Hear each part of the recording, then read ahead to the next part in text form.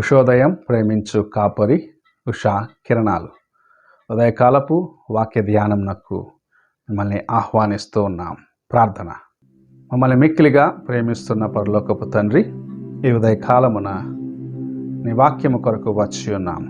నాతోనూ మాతోనూ మాట్లాడము తండ్రి. నీ కృపచేత మమ్మల్ని బలపరచుము. కార్యక్రమం వీక్షిస్తున్న ప్రతి ఒక్కరికి ఆశీర్వాదకరముగా చేయమని తండ్రి, నీ కృపచేత మమ్మల్ని నడిపించి బలపరచమని యేసు పరిశుద్ధ నామమున అడిగి వేడుకుంటున్నాను పరమ తండ్రి, ఆమేన్. ఈ ఉదయకాలపు వాక్య భాగము ఎఫెసీయులకు రాసిన పత్రిక 5వ అధ్యాయము 8వ వచనము నుండి 11వ వచనం వరకు. మీరు పూర్వమందు చీకటైయుంటిరి, ఇప్పుడైతే ప్రభువునందు వెలుగైయున్నారు. వెలుగు ఫలము సమస్త విధములైన మంచితనము, నీతి, సత్యమును వాటిలో కనబడుచున్నది. గనుక ప్రభువుకి ఏది ప్రీతికరమైనదో దానిని పరీక్షించుచు వెలుగు సంబంధుల వలె నడుచుకొనుడి. నిష్ఫలమైన అంధకార క్రియలలో పాలివారయుండక వాటిని ఖండించుడి.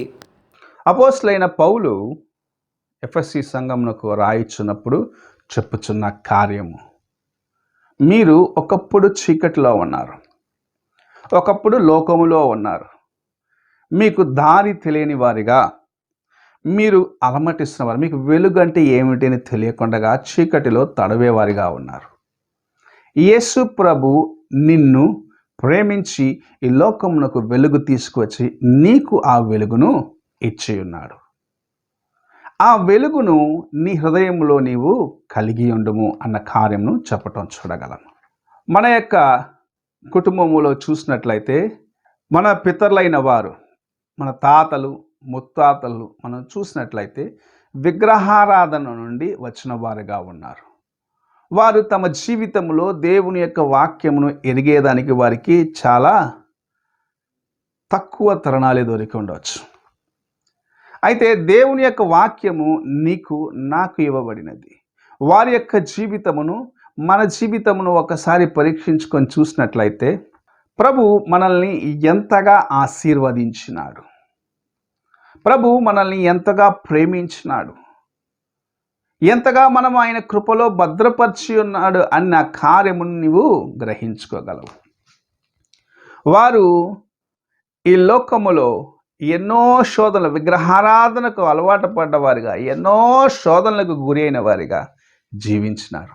అయితే నీవు దేవుని వాక్యపు వెలుగు అంటే ఆయన యొక్క వాక్యము చేత ముట్టబడిన వాడిగా, రక్షణ పొందిన వాడిగా, హృదయమును దేవునికి అప్పగించుకున్న వాడిగా జీవించుకోవడానికి ప్రభు నీకు కృపనిచ్చినాడు.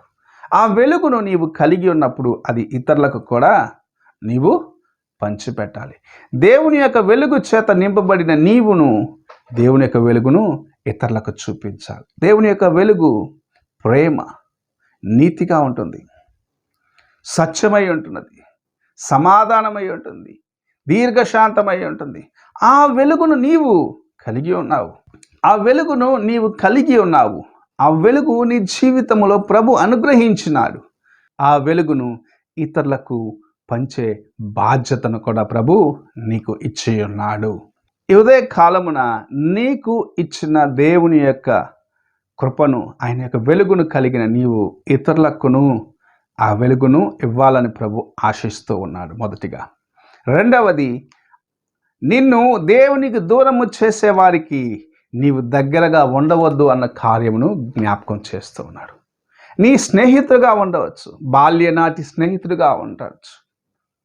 అయితే దేవునికి నీకు మధ్య ఎడబాటు తీసుకొస్తున్నాడు, దేవుని కార్యముని జీవితంలో నెరవేరకుండా ఆటంకముగా ఉన్నట్లయితే ప్రభు నీకు సెలవిచ్చే కార్యము, ఆ వ్యక్తికి నీవు దూరముగా ఉండుము.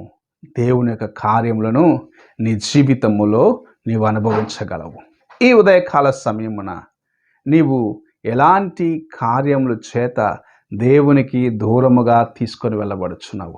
ఏది నిన్ను చీకటిలోకి తీసుకొని వెళ్తుంది, ఏది నిన్ను పాపములోకి తీసుకొని వెళ్తుంది, ఏది దేవుని యొక్క పరిశుద్ధతలో నీవు నిలిచి ఉండకుండా నిన్ను దేవునికి దూరముగా చేస్తుందో ఆ కార్యమును గ్రహించుకున్నట్లయితే, వాటిని విడిచిపెట్టినట్లయితే, వాటితో ఇంకా నాకు సహవాసము వద్దు అనుకున్నట్లయితే, ఆ అలవాటైనను సరే, స్నేహమైనను సరే, వాటిని తీసి పడవేసినట్లయితే, నిజముగా దేవుని యొక్క వెలుగు నీలో నివసిస్తుంది.